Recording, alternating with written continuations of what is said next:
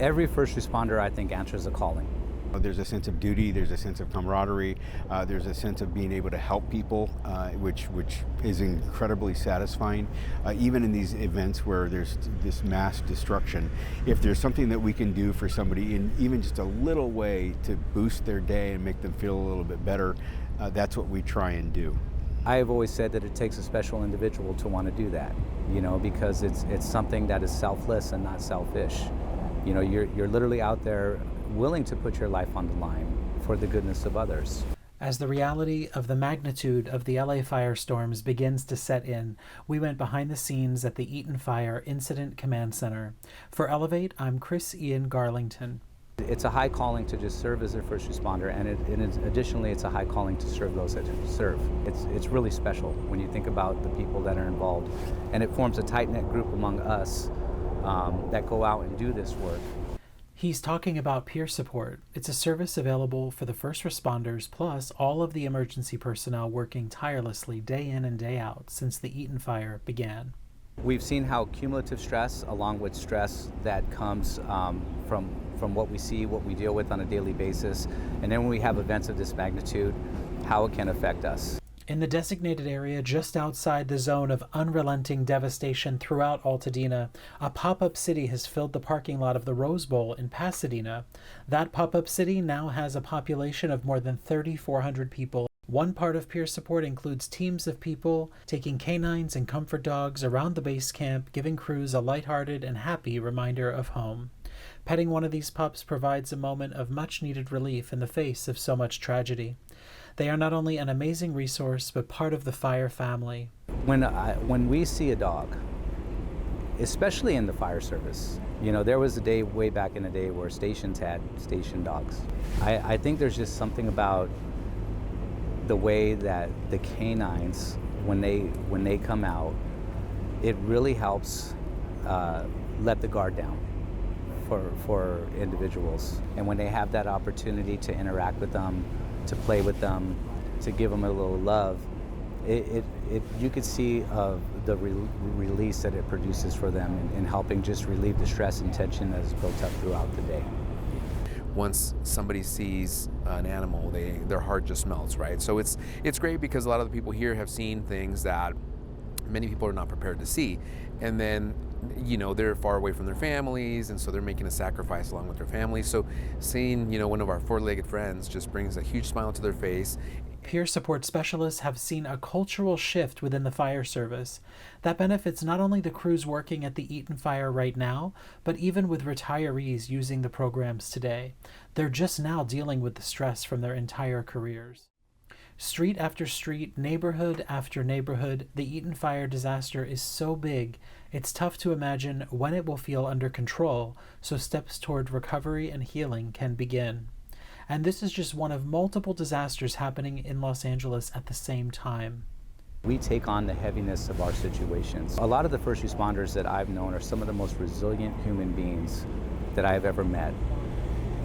But they're still human beings. No matter how strong somebody is, there is only so much that we could take on and handle, and having those opportunities, and the dogs are one of the best things, even if it's just in that little interaction that they have throughout the day to help relieve that stress, to bring that moment of joy that is so needed. I can't thank those little canines enough for what they do, And even for us as part of the team,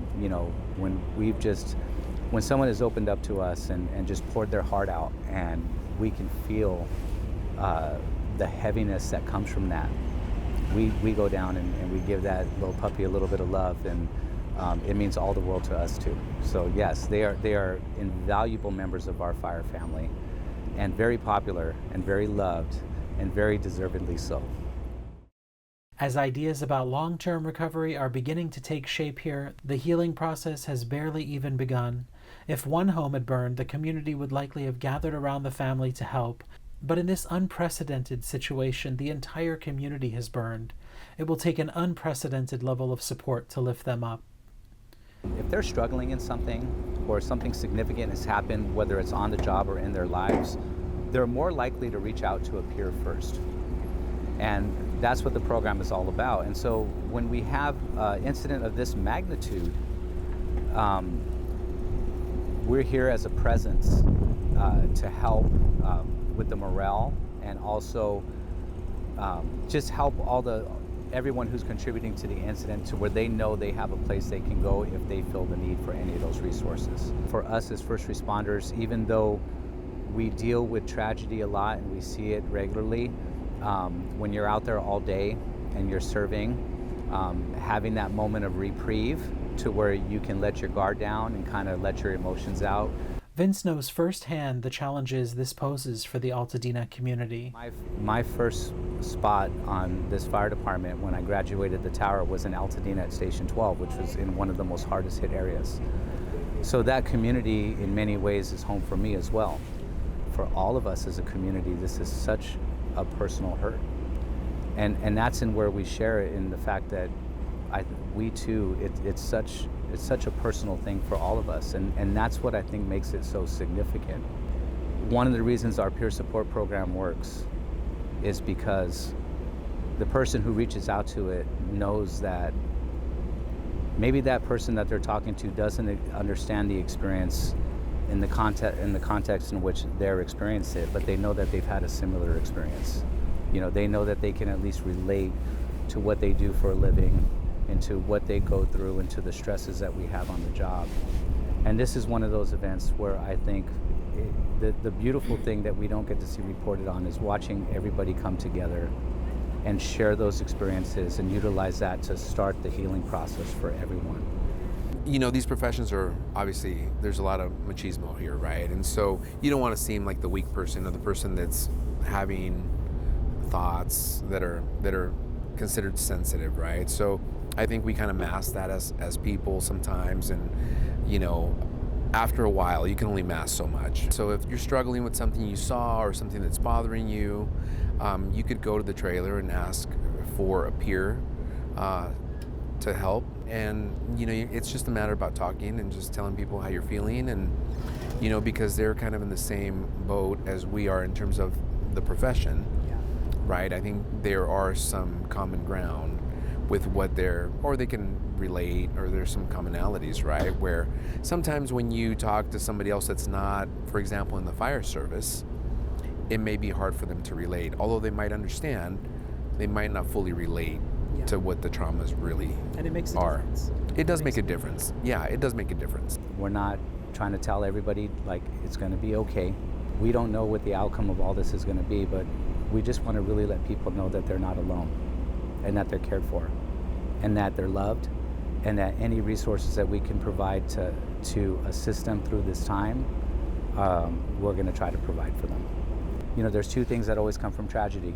You know, it could either tear people apart or bring people together. And the whole point of our program and us being here is to try to help shift that perspective to the good that we can still see that's happening out there, and bringing everybody back together, because hope is such a powerful thing and such a powerful part of everyone in their healing process. Whatever you rely on, whether it's family, friends, faith, hold tight to that. It's really important also to take time for yourself. Listen to your body, listen to what you're thinking of. If you need to just sit down and just stay seated or watch some TV show for 8 hours, then do it. Whatever makes you happy, right? Whatever you feel will give you a recharge. Exercise, obviously, very important. You know, eating well is important. So all those things. Those firefighters that are out there on the lines every single day for 12 to 24 hours, humping and carrying their packs and fighting fires and rescuing people, they're the heroes. We're the support people. But here in support, we have human resources, we have peer support, we have public information, we have logistics, we have facilities, we have medical unit. Everybody comes together to work to this one common goal of managing the incident in the most appropriate manner, making decisions collectively that are in the best interest of the people who have been affected by it, and getting them back to some sense of normalcy as quickly as we can. Recovery from every tragedy is so uniquely different for every individual. I always think the approach that I try to give our folks, or at least the perspective that I try to give them, is always try to just focus on whatever the next step is. You know, I think too often we look at the end and it seems so overwhelming to get there. But if we can just focus on that next step, and wherever that may be. You know, for some people, however this tragedy has affected them, having people to sit down to and kind of discuss that, you know, just start by opening up, relieving that pressure a little bit, and figuring out what your next step is, and then taking that step. One thing that we've said when we came in here the first day as a team, this recovery is a marathon. It isn't a sprint. And instead of trying to focus on the end, we're going to focus on the next step. We're going to take it step by step and day by day, and just let our people know that we're going to be there for them. And even as we acquire resources that we can give to the public, we've had so many clinicians contact us, just offering not only resources for us, but for anyone who's like lost homes up there. And we relay that out to the different organizations that are there for the community. And that's how we're going to do this. The recovery is going to be step by step, and we're going to all do it together, and no one's going to do it alone. For more information about ongoing support throughout the recovery process, please visit elevatesocal.com.